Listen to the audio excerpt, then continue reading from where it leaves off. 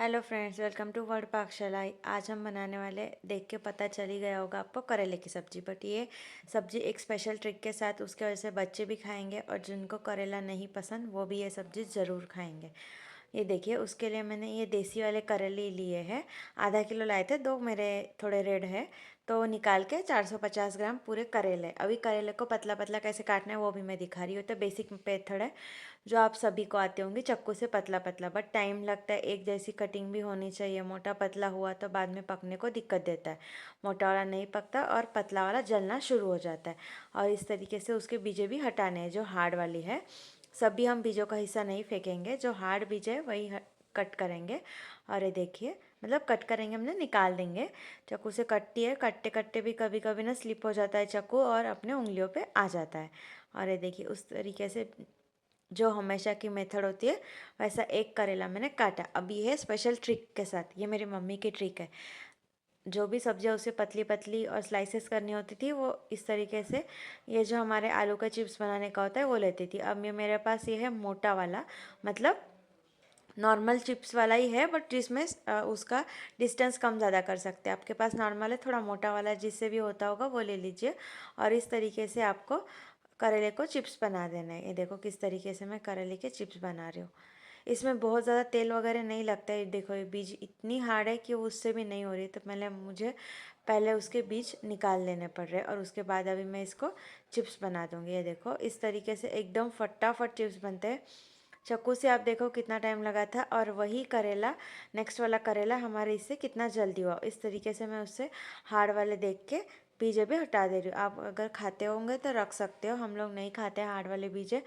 और थोड़े कड़वे भी ज़्यादा होते हैं और चबाने को भी मतलब बाद में दिक्कत देते हैं, मुंह में अच्छा नहीं लगता, इसलिए हम पहले उसको निकाल देते हैं। देखो आप कितना फटाफट, कुछ सेकंड में एक करेला हो जाएगा।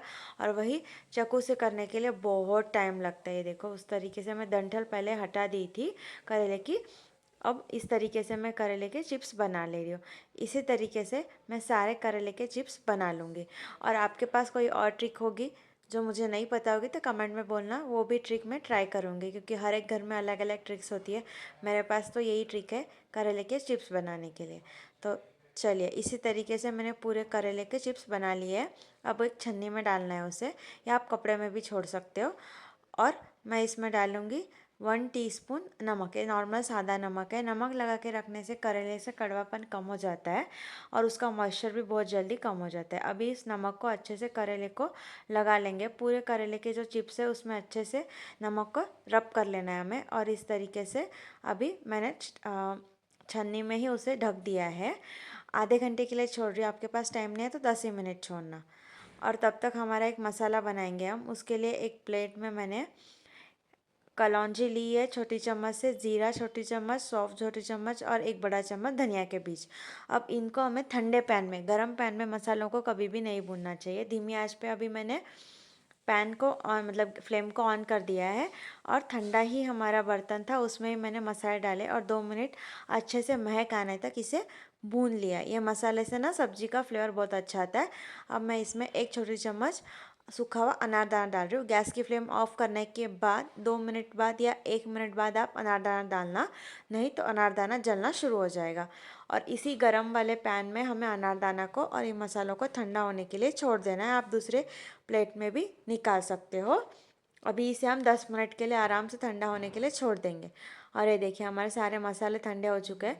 अब मैंने ये सिलबत्ता लिया है। आप इसे क्या बोलते हो मुझे कमेंट बॉक्स में ज़रूर बताना। हम लोग मराठी में खलबत्ता बोलते हैं, कोई इंग्लिश में तो मोर्टार एंड पेस्टल बोलते हैं।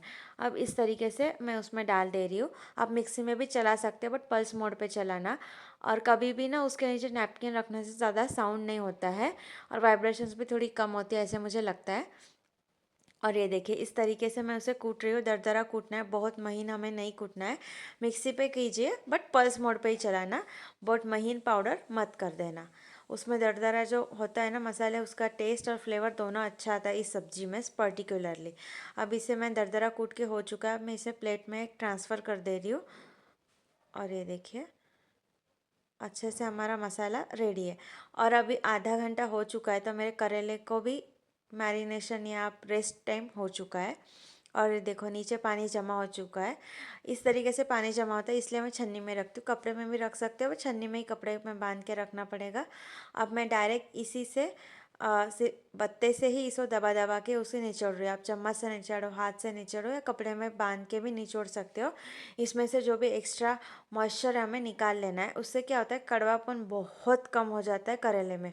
करेले में एक्चुअल जो मॉइस्चर होता है उसी की वजह से कड़वापन आता है। जितना मॉइस्चर कम उतना करेला कड़वा कम लगेगा।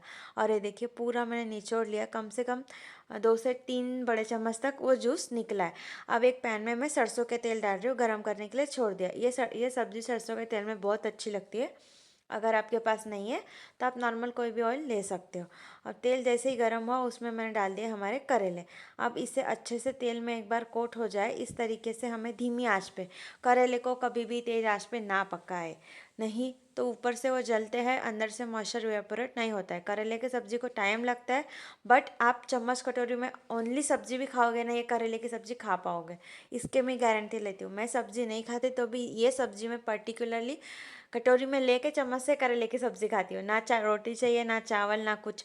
दाल चावल के लिए बहुत अच्छी साइड डिश है, और रोटी और ऐसे सब्जी तो बहुत ही अच्छी लगती है। अच्छे से तेल में करेले को कोट कर लिया। अब धीमी आंच पे इसे छोड़ देना है, बिल्कुल भी तेज आंच पे नहीं। जितनी धीमी फ्लेम हो सके उतने धीमी फ्लेम पे करेले को हमें सेकना है। ये देखिए 10 मिनट मैंने अच्छे से करेले को सेका है।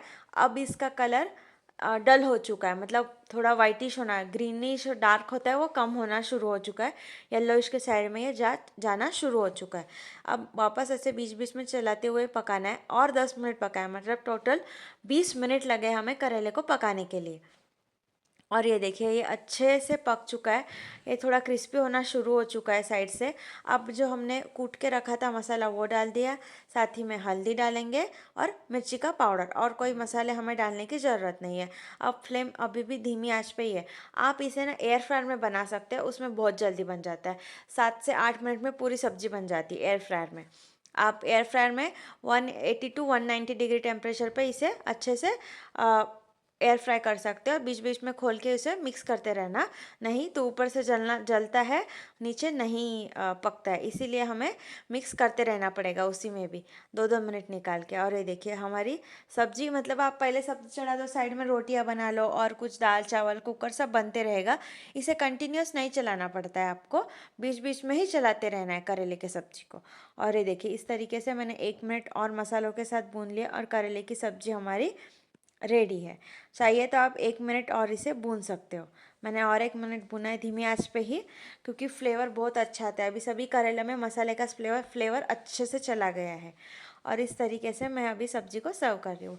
आप ये साइड डिश करो या रोटी के साथ, पराठे के साथ टिफ़िन में दे सकते हो। और ये सब्जी में मॉइस्चर बहुत कम होता है ना, तो अगर ट्रैवल में लेके जा रहे हो तो और थोड़ा मॉइस्चर हटाना, उसके बाद पैक करके वो भी लेके जा सकते हो। ये बिना फ्रिज के 1 से 1.5 दिन आराम से टिक जाती है। तो ट्रेन के सफ़र के लिए या कोई भी आपका आउटिंग का सफ़र है तो उसके लिए बहुत अच्छी चीज़ है। और ये देखिए मेरी करेले की सब्ज़ी कितनी मस्त दिख रही है, थोड़ी ब्राउनिश ग्रीनिश कलर की सब्ज़ी दिखती है, बहुत रेड या ऐसे कुछ नहीं दिखेगा आपको। तो आपको ये रेसिपी कैसी लगी मुझे कमेंट बॉक्स में ज़रूर बताना। मेरे वीडियो को लाइक शेयर सब्सक्राइब करके मुझे सपोर्ट कीजिए। Thanks for watching.